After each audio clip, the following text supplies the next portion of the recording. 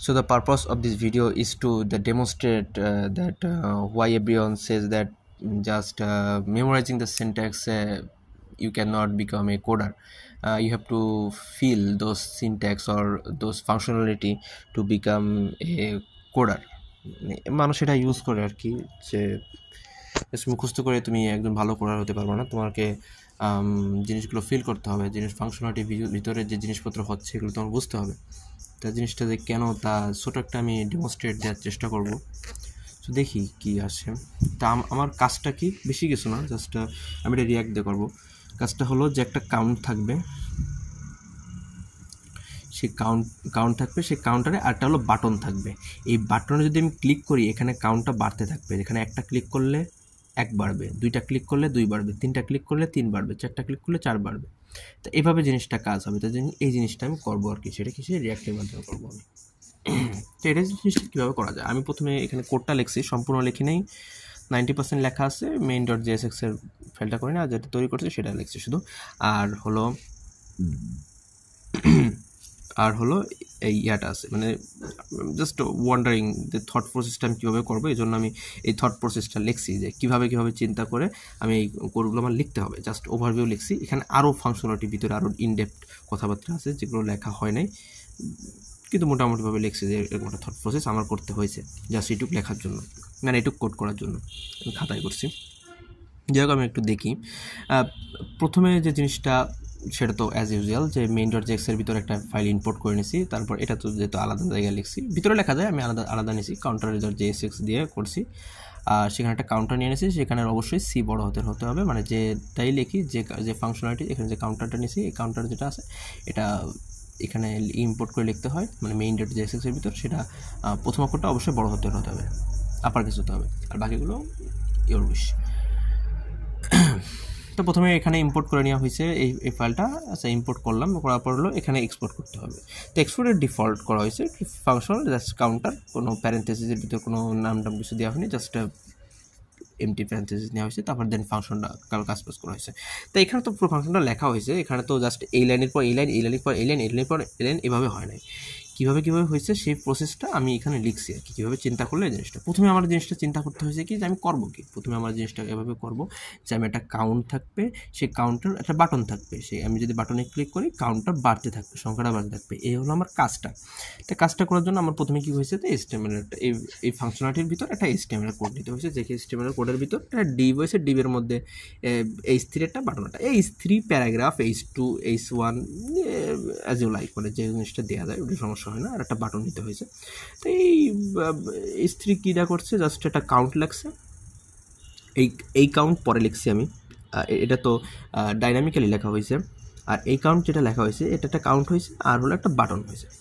তো এই বাটনে একটা অ্যাড নিছি, এই অ্যাড নিছি, আর হলো কাউন্ট নিছি প্রথমে, এই দুটা জিনিস করা হয়েছে। তো এই দুটা জিনিস করার পর HTML এর কোডটা লেখার পর আমার লিখতে হয়েছে যে জাস্ট একটু CSS এর কাজ করি। CSS এর কাজ করার জন্য একটা বর্ডার দিচ্ছি, যে বর্ডার কি জানি 2 পিক্সেল সলিড ইয়েলো দিয়ে দিচ্ছি। এখানে 3 পিক্স 4 পিক্সেল যে কোনো কিছু দেওয়া যায়, এখানে সলিড না দিয়ে ডটেড লেখা যায়, আর এখানে ইয়েলো দিচ্ছি, এনিথিং ইউ লাইক, কারণ ইয়েলো, গ্রিন, ব্লু যেটা ইচ্ছা সেটা দেওয়া যায়, সমস্যা হয় না। তো এই জিনিসটা, তো এইটার জন্য আবার এখানে ভ্যারিয়েবল লিখতে হয়েছে, সেটা হলো কনস্ট্যান্ট ভ্যারিয়েবলের নাম হলো কাউন্টার স্টাইল।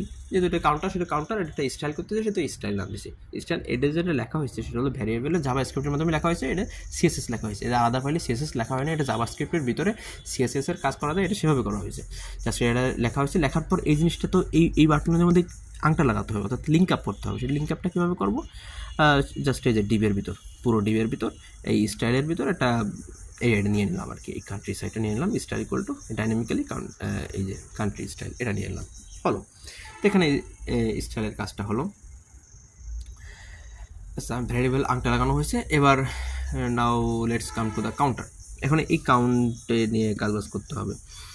সেটা কি হবে, যে জাভাস্ক্রিপ্টের বিল্ডিং একটা ফাংশন আছে, সেটা ফাংশনটা হলো ইউজ স্টেট ফাংশনটা আছে। এই ইউজ স্টেটের মাধ্যমে কী করা হয়, যে ইউজ স্টেটের মাধ্যমে হলো ওই যে বললাম জাস্ট কাউন্টারটাকে ইনক্রিমেন্ট করা হয়। লাইক ওই যে ফেসবুকে যেরকম থাকে যে কোনো একটা পোস্টে যদি আমি ক্লিক করি, জাস্ট লাইক করলে সেটা কাউন্টার একটু বাড়ে গেলো, 2জন লাইক করলে আরও বাড়লো, 3জন লাইক করলে আরও বাড়লো, এরভাবে 10K 15K 20K বা 100 এরভাবে, শুধু নট অনলি ফেসবুক, এটা ইনস্টাগ্রামে অর লিঙ্কডিনে অর রেডিটে এইগুলোতেও ব্যবহার করা হয় একই জিনিস, যে কোনো একটা জিনিসে ক্লিক করলে সেটা রিয়াক্ট বাড়লো অথবা কাউন্টার বাড়লো, এই জিনিসটা আর কি। এটার ফাংশনালিটি অনেক বেশি, এই জাস্ট একটা সিম্পলেস্ট ভার্সনটা তার। তো ওটা করার জন্য রিয়াক্টের যে কল ব্যাক একটা ফাংশন আছে সেটা হলো ইউজ স্টেট, এটা একটা প্যারেন্থেসিস দিতে হবে যেটা 0 থেকে শুরু হতে হবে। এখানে যদি আমি 5 দিই তাহলে 5 থেকে শুরু হবে, এখানে 10 দিলে 10 থেকে শুরু হবে, কিন্তু এখানে 0 থেকে, অবভিয়াসলি 0 থেকে সব কিছু শুরু হয়, তো আমি 0 থেকে শুরু করি। তারপর আবার ডিস্ট্রাকচারিং করতে হবে। ডিস্ট্রাকচারিং কীভাবে করতে হবে, কাউন্ট লিখতে হবে, একটা কাউন্ট সেট করতে হবে। এই দুটার কাজ আছে। দুটার কাজটা এরকম যে যেটা কাউন্ট আছে সেটা ডাইনামিক্যালি আমার ভিতর, আমার HTML ভিতর যেটা কাউন্ট লিখছি বা কাউন্টের যে ভ্যালুটা দেবে, এখানে যে কাউন্টটা, এটা কিন্তু কাউন্ট লেখাটা উঠবে না, এটা জাস্ট এই কাউন্টটার ডাইনামিক্যালি এখানে লেখা হয়েছে, যে জিনিসটার মাধ্যমে এটার ভ্যালু আস্তে আস্তে ইনক্রিজ করবে, অর্থাৎ ইনক্রিমেন্ট করবে।